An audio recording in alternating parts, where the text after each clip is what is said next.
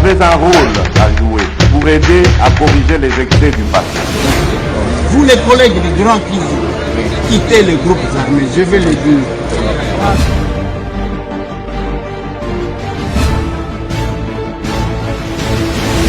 Mbote, bon week-end. Bisika bozwami, bande konanga, bino bande ko oyangai. Bon week-end na Solidaire Optique. Joyeux Noël. Solidaire Optique. Ande nino. Yo otinde lo ote. Zelana na bele la yo ao. Na bossa na kiyo na bossa na kiyo. Zelana na bele la yo nana, Solidaire Optique. Zelana. Voilà. Papa Michel Mbele, voilà. Papa Michel Mbele, hein? Patron et Solidaire Optique. Na madame na madame Deborah. Solidaire Optique. Bisoye Dolini, tout ça la action. Attaque carton ce soir au tindate, hein? Na bossa da kibino. Oyebi tango zana vision claire. Il faut que ça la paix makambu clair. De comment quoi tuningai pesanga numéro na tongwa kaka yende mtu arapelinga ya Solidaire Optique na bien o rapelinga Papa Michel Mbele na kozela te na zo sala action entre le 21 ou le 22 bo sala déjà Maman Deborah bino ko komaka na ba réseau omoni na zwaki matanga o papa kufa ekomi kaka ndengwana Solidaire Yoga Papa Michel, te, omoni botilo akufaki calcul nyonso eza perturbé. Oh, papa, mais bana na bino bazo fêter. Bon dimake, bana pe ya baninga ba fêter. Mutu ali ata mwa soso, mwani. Voilà, masolona depuis te bande ko la biso, bande ko ngai, moi ambiance wana nde ezalaka moi bien ya biso yangwan. Question d'actualité qui vient tomber, l'arrestation d'Atou Matubwana ce matin. Ce matin, Atou Matubwana va gagner place nini na Kinshasa, la capitale. Et si Kanini est à Sendwe, je ne sais pas s'il habitait ce quartier-là dont nous vous présentons les images. C'est là qu'Atou Matubwana, le gouverneur ou l'ancien gouverneur du Congo central a été arrêté. Les voix s'élèvent de tous côtés. Il y a Jean-Claude Vouemba qui a réagi. Nous allons vous proposer son intervention. Il y a ceux qui estiment qu'on ne pouvait pas le prendre. Il y a ceux qui pensent qu'il fallait le prendre. Pourquoi il a été pris? Je pense que nous allons devoir développer lobby sur les dossiers Atou Matubwana. Atou Matubwana est en train d'être jugé, certainement, mais n'a pas dit que Tokobe Telabino, les solonions sur les détails, il y a sur arrestation, il y a Atou Matubwana. Voilà ce que nous allons devoir échanger avec vous, Bande Konangai, parce qu'il ne fallait pas que Beau rater certaines informations. Ça y est, il est aux arrêts. Et pourquoi? Il y a un Koloba.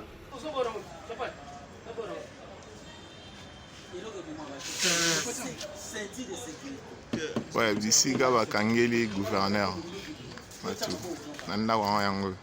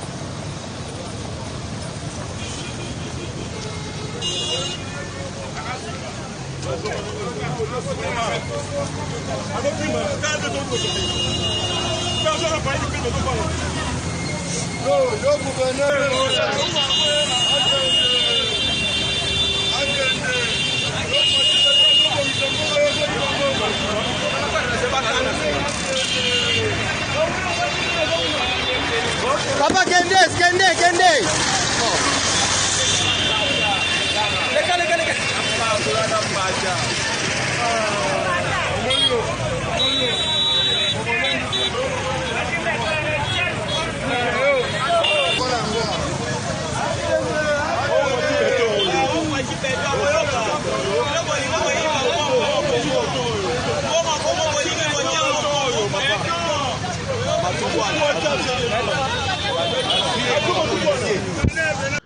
C'est avec indignation que je viens de voir l'arrestation du gouverneur honoraire de la province du Congo central.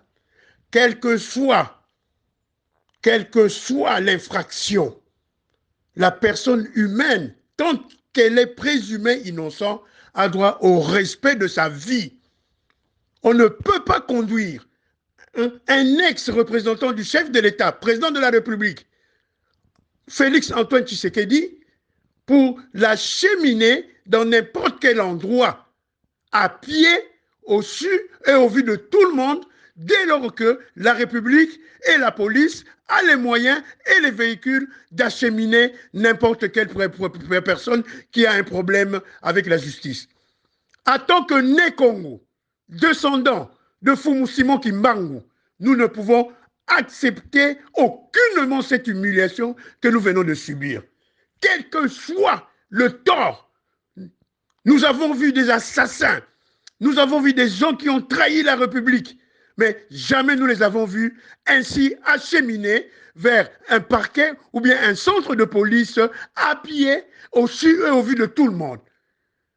Nous nous rendons compte que cette humiliation, elle est pour tout le peuple Né Congo. Ne livrez jamais, n'acceptez jamais qu'un de notre futur que nous soyons au Congo, que nous puissions être humiliés de la sorte. C'est inacceptable. Voilà. Je suis tellement peiné, il y a comment l'image. Ata soki atuma tubwana. Ayibaki. Asalaki soki nini. Il mérite quand même l'honneur. C'est une personnalité. À tout à diriger. À tout à des enfants. À tout à une femme. À tout à une belle famille. À tout à une famille. À tout à les gens qu'il a dirigés au Congo central. Pas jusqu'à ce point. Pas jusqu'à ce point. La police judiciaire devrait être plus professionnelle que ça. Bon, ça la Kabilo Koloko la règlement de compte. Nous avons vécu cette histoire-là. Batambu sanga boui, batinga menote, na bandai. Ko banda poma kelele tibaka yao. Comme un bandit, comme un malfrat. Vous n'allez pas, Bobé Bissaka Makambu, même s'il faut faire quelque chose. Nandengo anate. Boko sala nengo anate.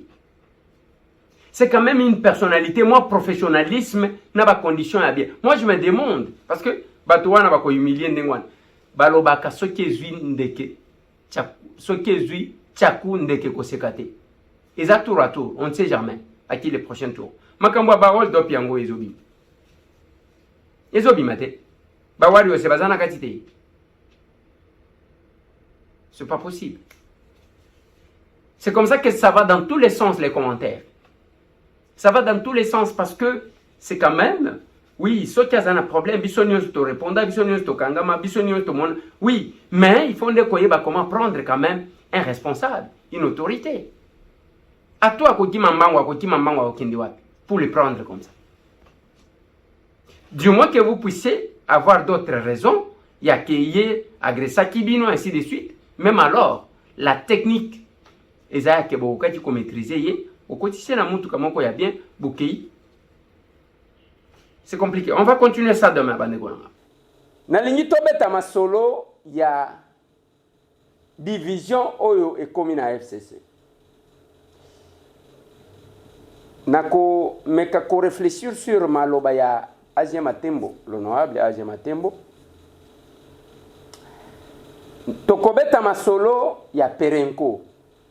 Lobby va signer un contrat ministre à finance, ministre à hydrocarbures na France pour que gaz babanda ko salango pour produire courant. Bozui. Chit katende ministre à hydrocarbures akendaki kuna lelo na secrétaire d'ambassade ya Inde. Balobaki ke tozo sala baventure. Ngai na ndeko na ngai Rémi Kangu na Marcelin Bilomba.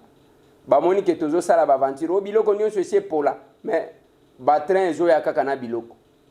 Nzela Efongwami. Le ministre est allé là-bas. Et Mboussa Nyamwisi, Basali, Eza congrès Tony Nabango, il y a parti. Mais Nini Balobi à Makasi. C'est dans cette émission. Tension Ezalaki Lobi na Goma. Ezalaki Pona Nini Tomoni d'un côté, population Zoboya, policier rwandais. Et qu'est-ce qui s'est passé en réalité dans l'émission Oyo? Dans l'émission solo la moi malembe, bongo to sukisa na rencontre ya ba sage femme, na activité au basali na reine de la paix, lelo, tozala qui invité bien que to mela quitté, to kendaki pour un temps, talakaka. Eza mobeko tozali ko accompagner. Ba to mususu yoka na yoki moto mususu azole ka collègue mususu. Nous avons proposé beaucoup de lois, biso tozana ba loi ya malonga to proposaka, eza to moi loi wana te. Papa. Eza la mouké, eza la mounen. Mutuna mutu rendra compte auprès de la population. Mais ce que j'ai dit aux gens, quand un député va déposer une proposition de loi, à ça la katapa acheté. Et le jour, il y a débat, il y a loi sur les sages-femmes. Bomoni sengo ya population. Bomoni sengo ya ba collègue nanga ba député. Vous allez sentir que c'est quelque chose qui met tout le monde d'accord. Qui même président Mbosso. À l'objet, je vous accorde 10 jours. Bien qu'il y a eu un contretemps, ce n'est pas la commission socio-culturelle, c'est la commission genre dirigée par l'honorable Christelle Vwanga. Bassi va notifier, nous allons y travailler. On va y travailler. Donc aussi, c'est pour deuxième lecture nationale. Moi, je suis fier de le dire. Parce que j'ai proposé une loi qui vient répondre à un besoin. Il y a population. Yango bomoni sengo depuis to banda mandat. Ce que moni yeke soit Fatia ye pour ça le discours na sur l'état de la nation, soit inviter ministre Moko alinga se protéger à bengi ba to ba ya ko yembela ye, soit eza débat sur le programme du gouvernement, soit sur le budget, ba membre du gouvernement ba ya ko intimider biso, ba bengi population sans ko yebisa ba onge to tieli bino nini nakati. Pour na koluka ko poser biso yango lors de mon intervention mukolo ya débat ya interpellation à Tony Mwap na lobaki na bango que honorable membre du bureau, honorable député, chers collègues, honorable président, avec votre autorisation, je vais m'exprimer en lingala aujourd'hui. Honorable président, il y a liboso na liminata isa ao azolanda biso na peuple na biso. Et donc parce que nous avons besoin de pour éviter un ministre, ils ont un peu de ils ont c'est une précision parce que, et comme d'habitude, il y a proposé mission, honorable président, honorable membre du bureau, honorable député, chers collègues, mais nous autres, il s'agit de comment Tony Mwamba, notre ancien collègue, c'est quand même un ministre à tout ça l'effort pour voyer la réalité à tout à le ministère.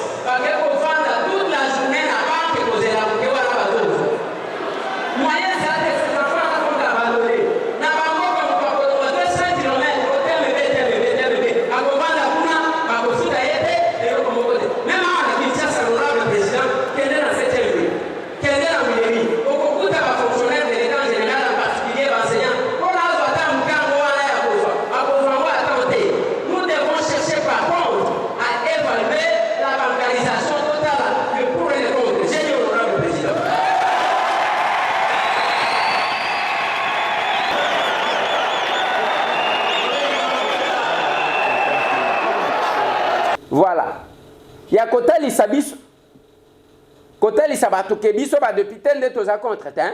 Nous défendons même qu'interpeller, c'est quand le peuple ne se retrouve pas. Ceux qui peuple à l'Élie, tozo tala, batieli nini, ainsi de suite. Yango ngana memanga mupona ba personne avec handicap.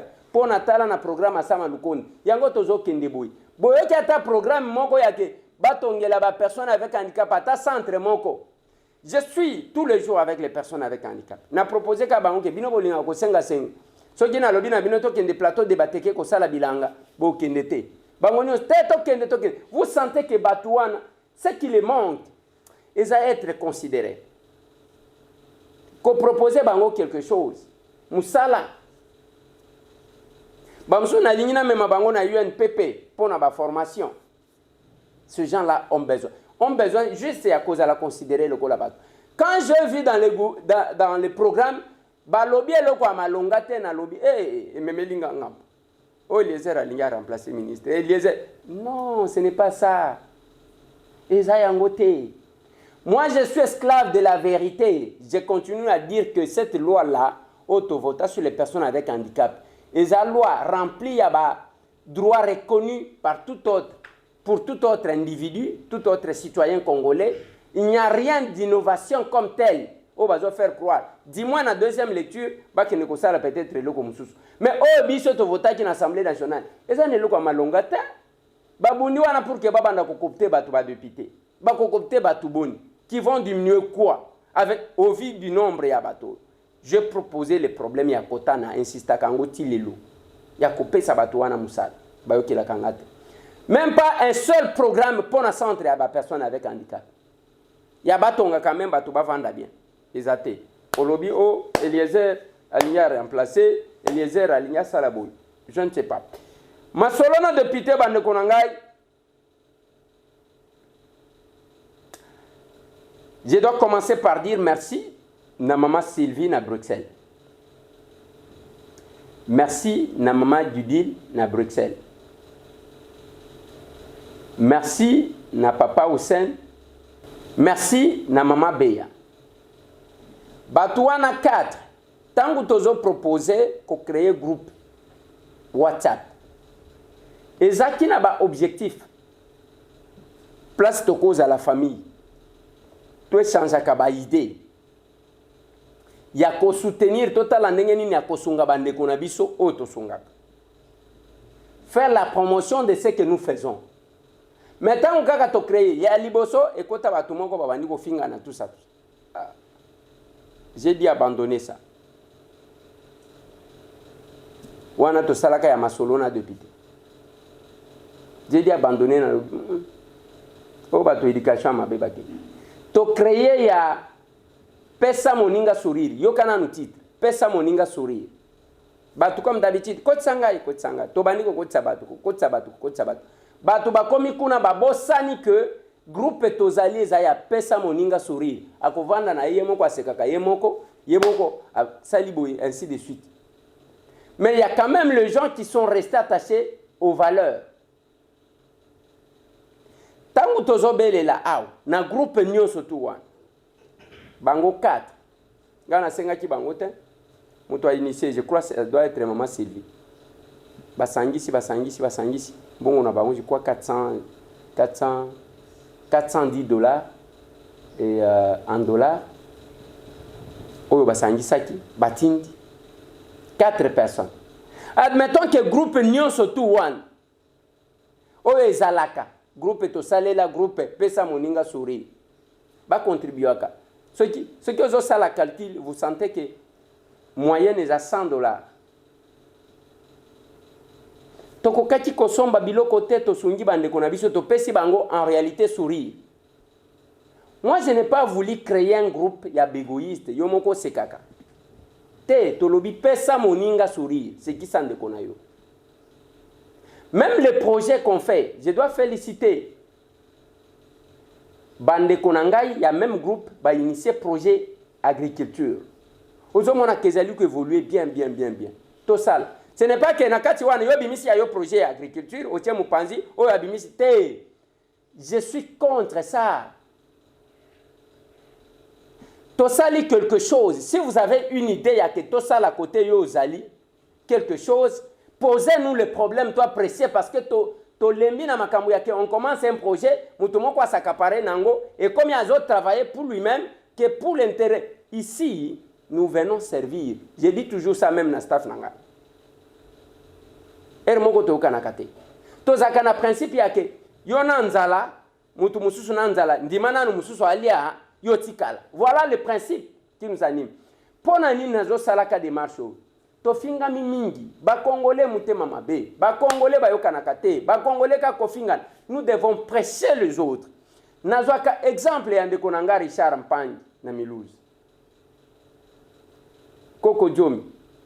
Mon frère là me disait tous les jours, yeso ki otali elongi, comment on elongi penza ya combattant, nandenga lataka, biloko basoda na nini, ce que dit. Mais yo solo na moi mobali wana, okoyoka bongo ndenge zo baluka. Réflexion objective ya mwana mobali wana. Il ne réfléchit pas comme toute autre personne. Alobi ngaya loba nanga wana jeta Milouze. Alobi na ngandeko nazo kakaba congolais bazaka mitema mabe menga naza congolais nga nazaka mitema mabe te. Et je l'ai dit à la télé depuis que bakanga bandeko na baleki na ngai oyo ba Christian Mukati, l'unique personne oyo atindaka quelque chose que toi assister mwana wa iza mwana mobali wa Richard Pani. Il n'est pas membre de leur famille, aza même pas mutu ya ekolo na bango te. Mais dans cette grande famille, il y a Congo. Il les a adoptés. Pendant que ces enfants-là, Ezala Ben, Bano Batini Nangenga, Ezala Bakristian, abandonnaient même pas les partis UDPS, leur propre parti. Pendant qu'on est au pouvoir, on peut libérer tout le monde, sauf Banawan. On peut libérer tout le monde, sauf Bango, parce que Bango n'est pas papa Yesu Nekoulouz. Comment un révolutionnaire peut abandonner ma compagnon de lutte naye nandengwa? Ils ont malamouté. Les chefs de l'État peuvent avoir beaucoup de problèmes. Mais ce que j'ai dit, Bongo Bino Bokoti ko rappelé, vous abandonnez ces enfants-là. Même temps où bazo mema bango bazo kende na bango angenga bana wana bazuka numéro ba pesi commandant benga mutu bazo benga semesitam. Mais comment on a mutu abimwa? Et biso di depese yo Eliezer yote kotanga ka idepese te kota. Nazota le longi amutu na bitala elongi oya opportuniste oyo wayambar oyo. Vanda place au vandi bo profitaka tellement que mozakuna tozana na système moko ya ko récompenser les gens qui s'est reposé pendant que ceux qui étaient au front bazo le lati lelo. Alinya la kisabino ndenga yebi de ndenga yebi tiseke. Na bitala taba mususu. Na lobaki na bino awati. Et lui moko ya eu des personnalistes toqué dans une réunion ya Angers Makasi. Azo kangaka bato ba photo, azo enregistrer ka bato, azo tindela ka bato à FCC. Tous ceux qui combattent le pouvoir. Je peux même vous dire quelques-uns qui se disent proches du chef de l'État. Ceux qui ont dit la presse bango bazwaka, basoutenaka. Les aka presse au combattre le régime. Et les gens ne réfléchissent même pas. Ils sont dans l'aveuglement du pouvoir, l'ivresse. Sony Nabino. Tozana ba objectif. Maman Sylvie, merci beaucoup. Maman Judil, merci beaucoup. Papa Hussein, merci beaucoup.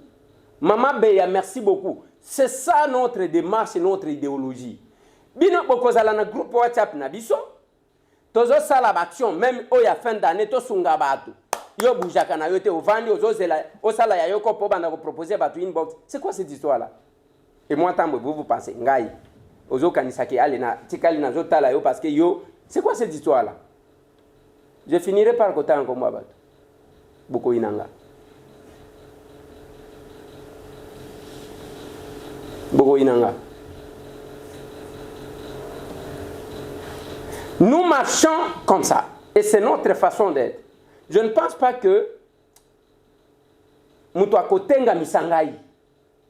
Na kotika la nengo ngana lobaka, mutu afinga ngai, mutu aloba nanga mabe, mais un jour ou l'autre akota la kake villageois oyo makambo azali ko lobeza yango. Je ne le dis pas par jalousie. Lelo, batu bazo tirer les santé. Bolandi, AG Matembo. Azoloba que nous devons délivrer le pays. On doit délivrer le FCC. Naba Kassik. Kassik wana zoloba 5 professeurs. Alors bibino moko bo deviner. Bon, tobandi ko deviner. Mais tant que 5 professeurs wana. Azotanga. Ce sont les gens au Bayembelaki. Lobby. Sous le régime, il y a Joseph Kabila. Alors, 5, bango tout bazaba professeur d'université. FCC était miné par les caciques et qui sont au nombre de 5, tous professeurs. Tous professeurs. Et je vous laisse un devoir de dénicher ces 5 professeurs, tous caciques. L'un est du Bandundu, 2 sont de l'espace du Kasaï, l'autre est du Sud Kivu et le dernier est du Manieba. Dès que vous me trouvez ces caciques, je crois que cette république va marcher. Donc nous nous mettons fin à cette politique caciquéenne. Ça doit s'arrêter. Nous venons de confirmer au monde entier que la république doit marcher au détriment des intérêts des caciques. Est-ce que c'est difficile de comprendre à qui Matembo Azaliko s'adressait? Même ceux qui n'ont tout ni bino na lobi, botange langai na ba commentaire, botie langai, bokome langai. Bokomona kaka bokopesa ka ba kombo ya batouan. Mais ce qui m'étonne aujourd'hui, ce sont les gens, oh, bazana chef de l'État aujourd'hui, bazotala en face, batali penza ba moni makambo, hold up, batangi même wario moko. Na hold up Congo hold up, batangi wario moko. Vous vous rendez compte, mutu azakuna, azaki kuna vous sentez parce que bakotanga yepambate, azaki mutu makasi sou Kabila. Lelo, azali sous mutu makasi sous Félix. Bande konangai. Quand est-ce que nous allons changer les choses? Et ils deviennent les hommes forts. Biso batambo to banda ko sale la bango ba courbette.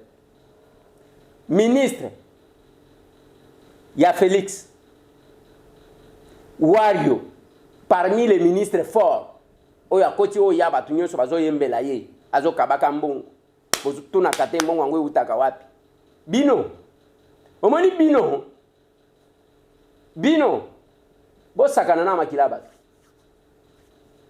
Cité na Congo hold up. Wario. Je n'ai jamais vu, je l'ai dit. Mukeri ya classe ngana tanga na kimukolo. J'ai fait les sciences po. La nomination ya Moutou. Poste en nomination balingi ba nommer Moutou. En ce qui concerne makambo à l'État, Moutou bazo paie sa charge à l'État. Ça passe par les services. Il faut checker. Ba yeba Moutou azala ki ndenge nini a wuti wapi ainsi de suite. Nde ba proposer. On ne fait pas de nomination politique à Kanengwa. Bo vandi bino moko oyo atindi kombo, oyo atindi kombo. On ne check personne. Bozo tia siko ba bandi, bozo tia ba criminel, ainsi de suite. Vous allez ternir l'image du chef de l'État. Parce que le chef n'a pas le temps de tout faire. Il y a quand même les gens qui le font. Un jour, Moutou moko azolo manangande ko elezer. Yo malheur na yo yango bazo bundisa yo omoni en politique balobaka te na lobinga na ko bandaka kolo. Ngana koloba na obondela mutu te. Ngai même ceux qui député et silinga lelo na kotika la mwana mkolo lupango. Yango moni ba honneur rebelle ya ko benga nga honorable na linga kango te benga ngande ko Eliezer, ça suffit. Parce que kinde ko sila kata. Benga ngande ko Eliezer, ça suffit. Bango wana babaniko kanga batu Congo hold up. Vous ne comprenez, on ne fait même pas les liens. Muto ya bimi na Congo hold up. C'est-à-dire azalaki très proche homme fort ya Joseph Kabila. Azaki na ye bien. Les lois comme il peut homme fort ya régime ya Félix. Makambo yo nzambe na ngai. Quand est-ce qu'on va récompenser les combattants? Ba combattant bango moko. Il suffit seulement mutu moko avandi. Allez bokende ko finga Eliezer. Ngana mona kama kamunanga ningwa. Batu yakuna moko bafinyinga mutu akatumbi. Batu akatumbi wana azaka na position te. Lelo bazana kisangani boyoma singa mwambe. Pour un lancement, je ne sais pas, il y a des travaux, il y a parti. J'ai été invité. Ngayo na vandi out. Ba invité nga ta. Bomoni ata media nanga tokomi wapi oyo. Ba invité yango, ba invité te. J'ai changé avec les journalistes qui sont là. Bande konanga nyoso bazako. Ne changer na bango. Batuninga ozoya kana lobi, je ne suis pas invité bande konanga. J'ai changé avec qui? Avec Serge Kabo, avec Peter Tchani, avec Achille Kadima, avec Élisée Odia, avec Paulette Kimuntu, avec Pocho Yakongwe. Je crois que j'ai changé dans ceux qui combien. Ozo sentir que bande konangai bazana posa na zalawan. Nalobi je ne suis pas invité. Même mon média to komi wapi. Babosana yango jamais okomona que batindi tout ce qu'il diffuse. Mieux vaut bachango partout. Et pas Eliezer bakochate. So qui na ligne ko le kisanga moko na kena lokoti na réseaux sociaux na tcheli bango ndenge ozomona tozo tchela bango ezoleka. Arrivé ya Moïse Katumbi Chap na Kisangani. Yango wana. Bana saulika ke utarudiaka. Chikundi moya mutaona naka. Leo na kwa mtu ba mama, ba papa, bandeko nyonso ya Kisangani Boyoma. Tobaki na bino na koya implanté parti na bino. Na zoya les 20. Potomonano. Na pesi bino en tout cas, merci mingi Kisangani Boyoma. Que Dieu vous bénisse, Zambia Pambola Bino. Engagez-vous avec moi. La force est de notre côté. Engagez-vous avec moi. Un autre Congo est possible. Betu nyonso sambuna changement. Biso nyonso pona changement. Si souhaitez Dieu a changement. Pour tout bon so pour un changement.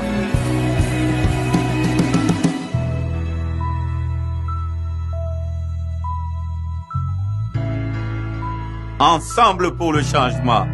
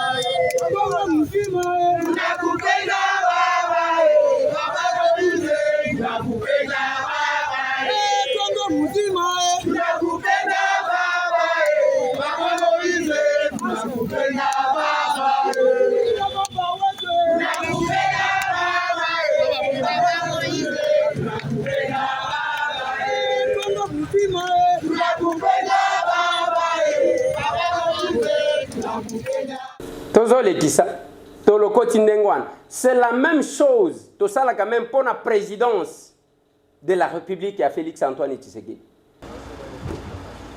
Istanbul est en effervescence. Une quarantaine de hauts responsables africains, parmi lesquels 13 chefs d'État, arrivent dans la capitale économique turque pour la tenue du grand sommet, le troisième de partenariat entre la Turquie et l'Afrique.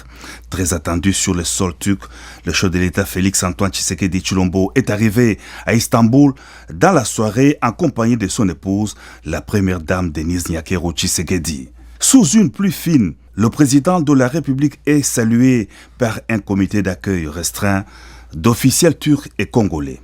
À Istanbul, les hôtes d'Omak du président turc Recep Tayyip Erdogan viennent débattre du renforcement de la coopération Turquie-Afrique sur les fronts économiques, sécuritaires et culturels mis en place ces dernières années par Ankara.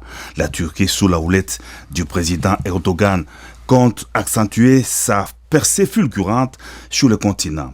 Par 2 fois, la cérémonie d'ouverture de ces sommets a été repoussée à cause de la pandémie de Covid-19. Lancer une nouvelle étape dans les relations avec l'Union africaine et les pays africains. C'est le message officiel du ministre turc des Affaires étrangères lors de l'annonce de ces sommets. Durant des jours, les 17 et 18 décembre, la santé, l'agriculture et l'éducation seront au cœur des échanges. Les participants au sommet feront le point sur les derniers plans conjoints Turquie-Afrique de 2015 à 2019 pour valider un nouveau programme quinquennal. Nous ramassons les choses sur les réseaux sociaux, même pour la fondation de la Première Dame.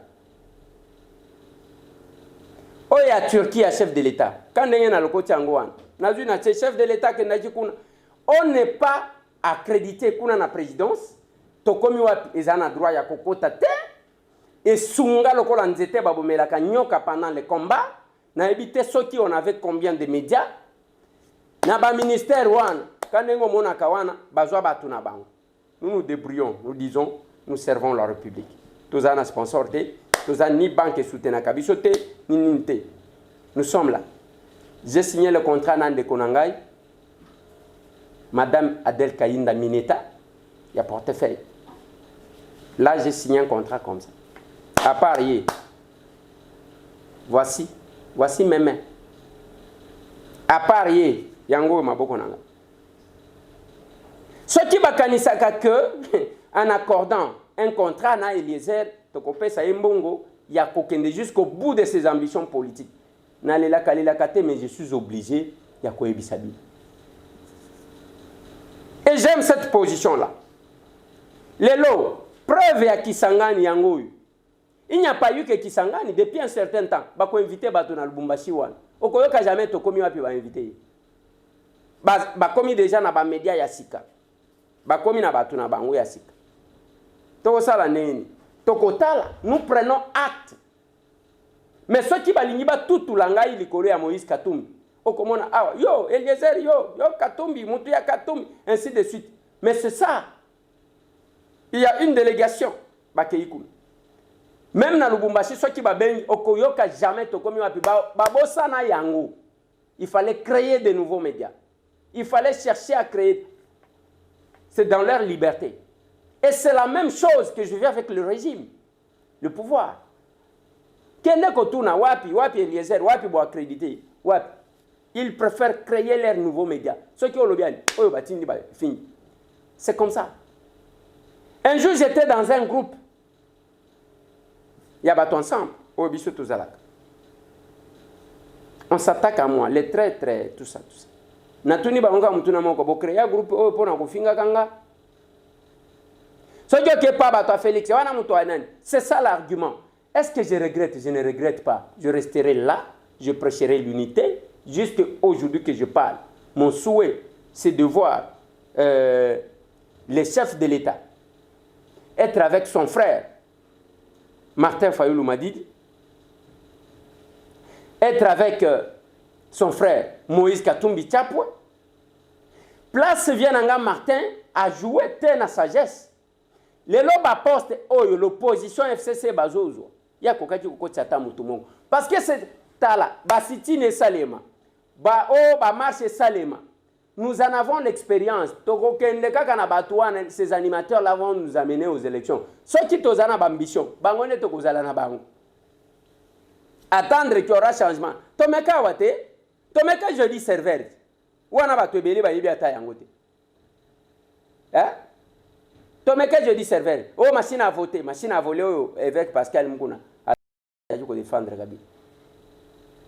Souka tokena élection wana. Il y a machine à voler. Après, tu vas revendiquer victoire. Il y a une machine à voler. Est-ce qu'on ne peut pas tirer? Parce que c'est sur base de nos échecs que nous construisons notre vie en tenant compte. Il y a autre rata qui tout ça. On n'arrive pas là-bas. On est sur la même voie. On n'évolue pas. C'est quand même compliqué. Quand on est au Perenko, na uti mwanda aw. Na lobitala, nenge bazotumba ba gaz. Ils en attirent à mon côté ainsi de suite. Lobby, en France, il ko signer contrat, il y a que bako banda ko fournir ko salango et banda ko fournir courant au gaz ainsi de suite. Bako ko signer ministre à hydrocarbures na ya finance, baza ko naté.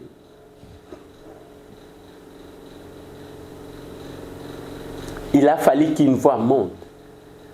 Non, c'est un processus qui avait commencé. Non, moi aussi j'ai commencé bien longtemps. Makambo ya Perenco. Yo chomona bato bazo exploiter bazaka na cité te. Kende na mwanda cité na bango ezaka. Na lobaka mi bazaka na cité, azaka na ville. J'ai kamina azaka na ba cité, Kilomoto azaka na ba cité, même Silou azaka na ba cité. Oyo Perenco na conteneur na kacha force navale. Bozo mona ngo normal. J'ai suivi mon vieux Jean-Claude Vwemba. Alors bindengini bakobanda kosala. Mon vieux pendant que vous êtes président de l'Assemblée provinciale. Perenco atonga camp. Atonga ba école. Atika makamwana ya tumwa biloko na kuti na mwanda village asali ka masali boye au construit par Perenco na l'hôpital Sony. Et comme il okola moi payote oyo bakoma ke Monisco muto asali liboso ya prison ndolo. Boni ko sakana na batu bo. Ce qu'ils exploitent, bako sale la biso eloko bien te. Parce que ceux qui batongi cité na bango ba école kozala, ba hôpitaux kozala na kati wana, ba terrain de foot kozala wana, ba sale ainsi de suite. Vous voyez comment quand même mboke godiko s'est développé.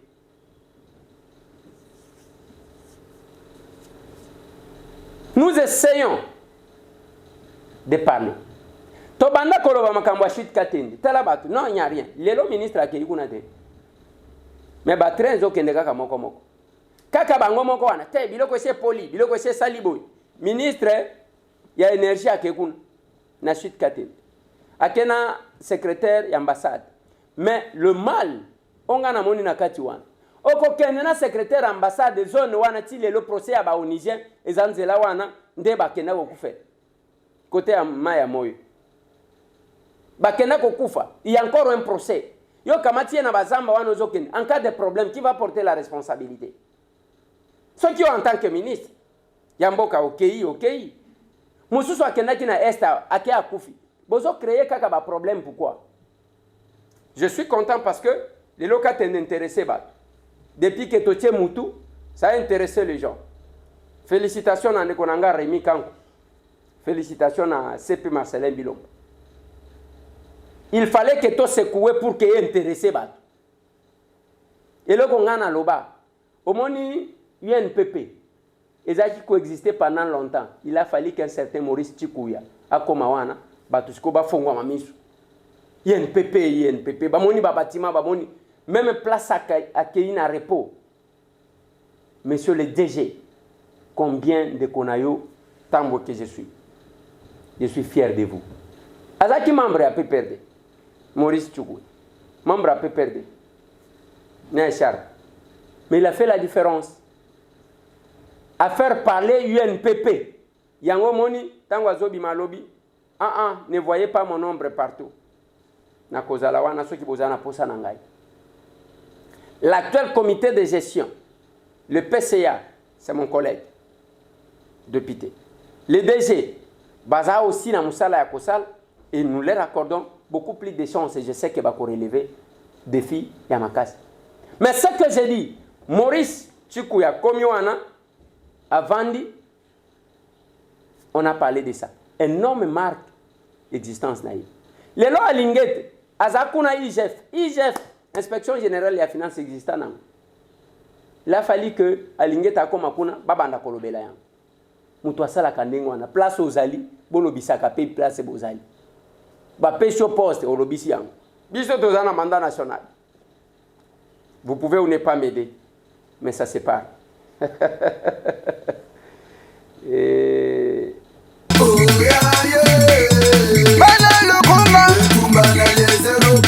Candidat na biso numéro d'essentiel esprit de moralité esprit de développement. Ouais, les endingwa.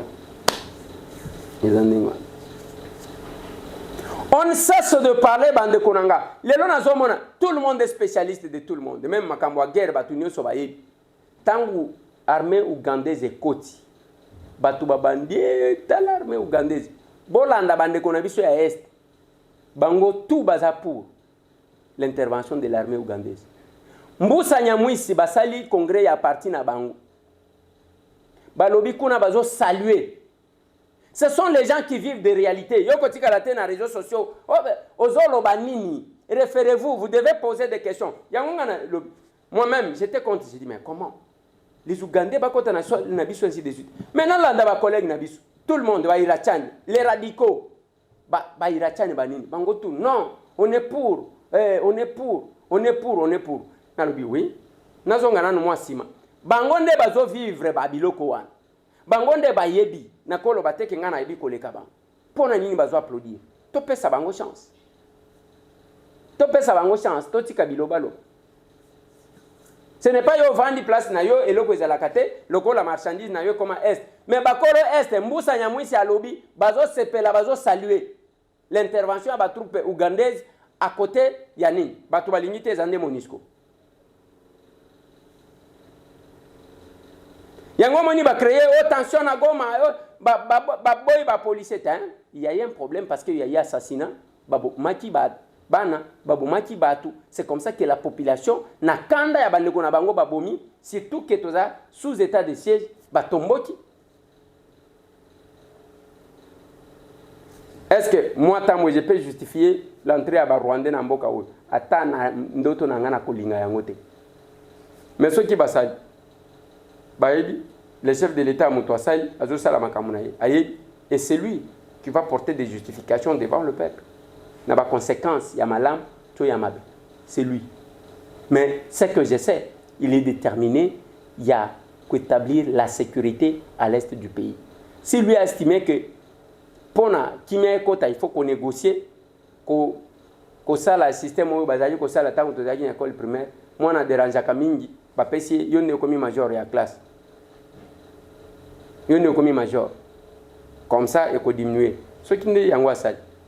Alors, il y a un lobby. Dans le lobby, tant que tu as dit que moi, on a dérangé à Mingi. Il y a un major. Moyen de déranger les sociétés parce qu'il y a un ça la discipline.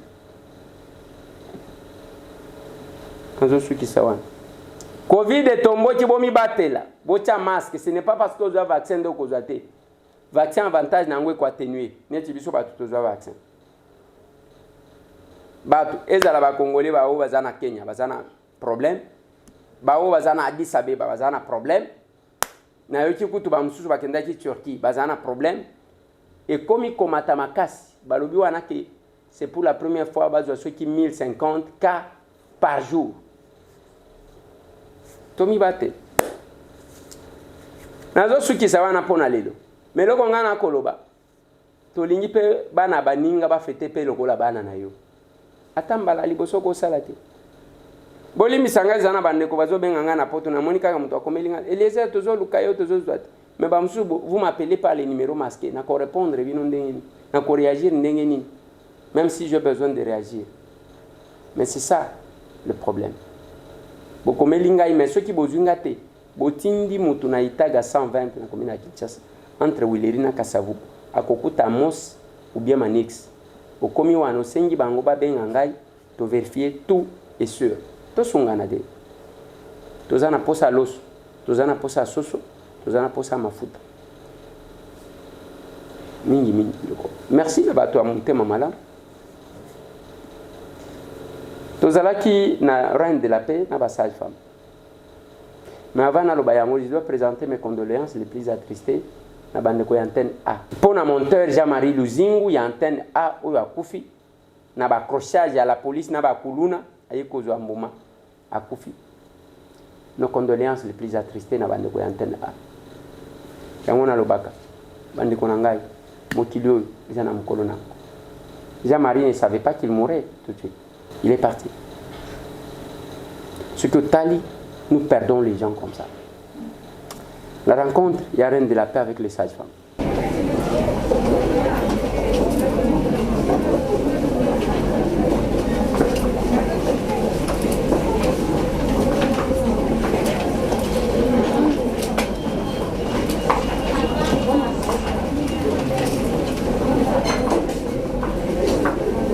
Faut avancer aussi.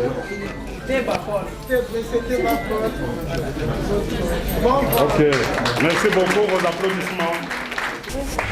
Ok, je vais passer voyez comment on vous aime, on vous amène les certificats même là où vous êtes. Merci. Oui, la part du directeur de nursing de l'hôpital général provincial de référence de Kinshasa. Madame Lupeto Moniene Bénédicte. C'est bon là-bas? Ok, on est ici, allez-y. Mes très sincères félicitations aux lauréats qui nous ont réunis dans cette salle aujourd'hui. Bondi magambangu wana pona bo invité biso ko kima biso awa. Bo invité ka pe biso pona ba fête. Voilà, je manque de mots. Je sais que cette démarche qui est encore en cours, parce que nous attendons jusqu'à la promulgation de la loi. C'est une démarche qui a commencé, je crois, la législature passée. Et les sages-femmes n'ont pas désarmé. Ils n'ont pas perdu espoir. Je sais combien de séances nous avons eues pour arriver là où nous sommes. Mais ce que je peux vous dire est que l'étape la plus difficile a été franchie. Et moi, je considère que l'ordre des sages-femmes existe déjà.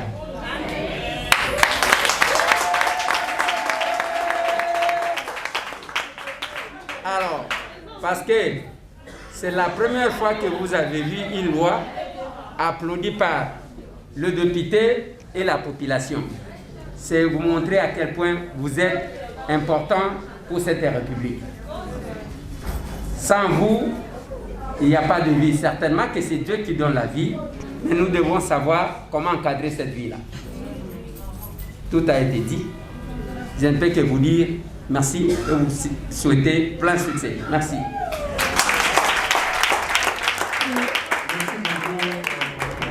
Applaudissements, allons-y, en continu. Madame Katukon Jeanne. Madame Kolambaku Rebecca.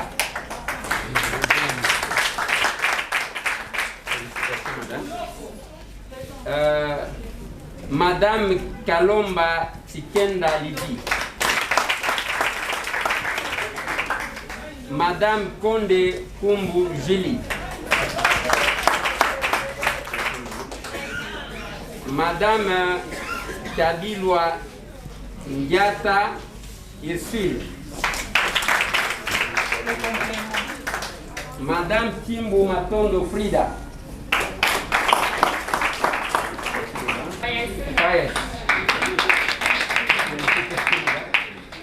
Madame Lulembi Bomengo Michael. Madame Makanda Mawesi Bénédicte. Chancelier. Merci beaucoup, l'engagement honorable. Et à tout service protocole, à tout moment que l'honorable voudra sortir.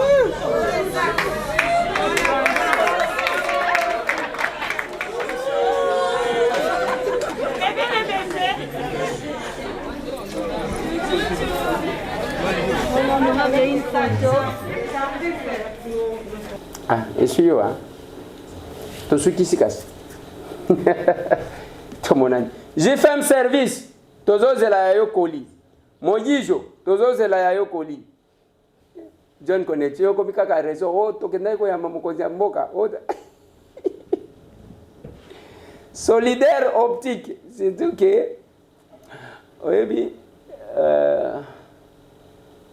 nezana ndeko nanga moko soki ya beninga lobi. Ah, tango sala ke mission sans que ola ta lunette ya solidaire. La mona kangolo ko les a bien ti. Merci. Plus de 143 998 311 332. Banani ba souhaiter ba joyeux Noël. Prenez-moi ces gens-là avant que tout ce qui se passe. Parce que to banaga ko ba kisaka ba moninga. Ndenge bomoni na fandi na sekoyi, bombisi papa na poti ngai. Mais nous allons pour souhaiter joyeux Noël, bonne année, na bana na ngai nyonso, na mobali na ngai, baleki na ngai na bato nyonso oyo toza na bango na bakombo na bango joye noel ebonane. Mama nyonso ya République démocratique du Congo kobanda na première dame ti na bébé na ngai Johanna Mutombo esika azali nazopesa ye meilleur vœu. Ça c'est pour vous les mamans et pour mon bébé Johanna.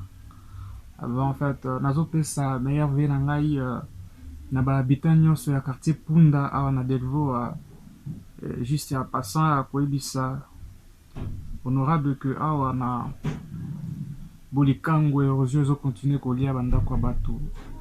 Et puis na Masikita récemment esika outi kosala inspection na yo et puis esika okendaki kosala intervention mpona banzela kuna esika okitaki wana érosion wana elie bandako ya bato. Donc tozopesa meilleur vœu na ministre ya travaux publics apasa amonaki mosala na eza kitoko makasi. Alors tozopesa meilleur vœu na biso na ba sage-femme nyonso la République démocratique du Congo ndenge bakoti 2022 na ordre de sage-femme na bango tembe sili conseiller public, initiateur principal, initiateur commun. Il y a ordre des sages-femmes à République démocratique du Congo, c'est l'honorable Eliezer Tambwe. Ce qui est ligne la vidéo, on a numéro à plus de 143 998 311 332. Ce qui est ligne c'est compliqué.